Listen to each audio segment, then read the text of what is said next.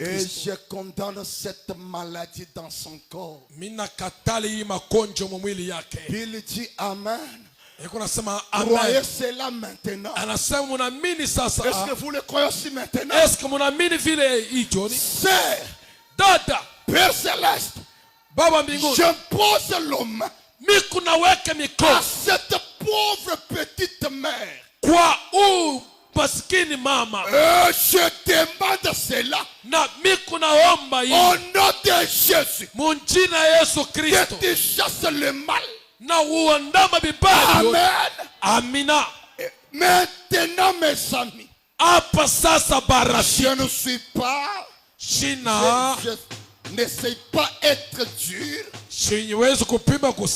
mais vous ne pouvez pas cajoler les démons.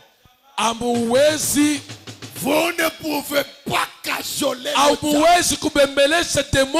Cajoler les démons. Je suis un révolutionnaire. Et je suis en train de stimuler la foi de quelqu'un ici. Je suis en train de révolter la foi de quelqu'un. Et ce soir, j'impose au nom de Jésus que cette maladie quitte ce corps, libère ce corps.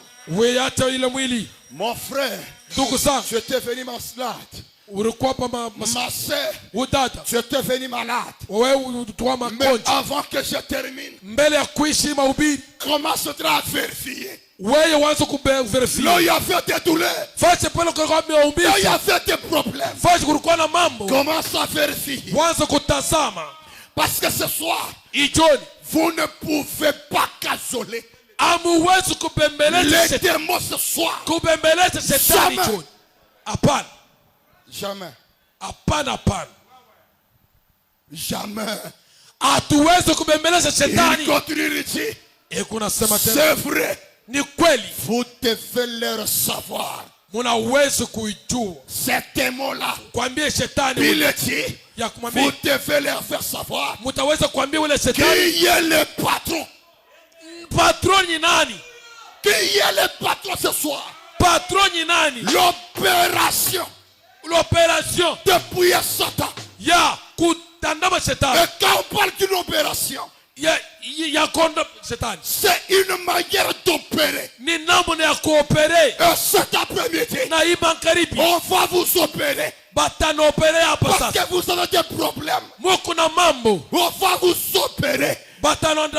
C'est nous les patrons. C'est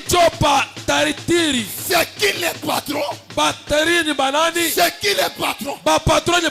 C'est toi le patron. Comme tu as créé cela, finis ces problèmes. Lève-toi. Sois éclairé. Ta lumière. Et là ce soir, le médecin, on leur a la peau. Le médecin, on leur a la peau. Les avocats et le reste.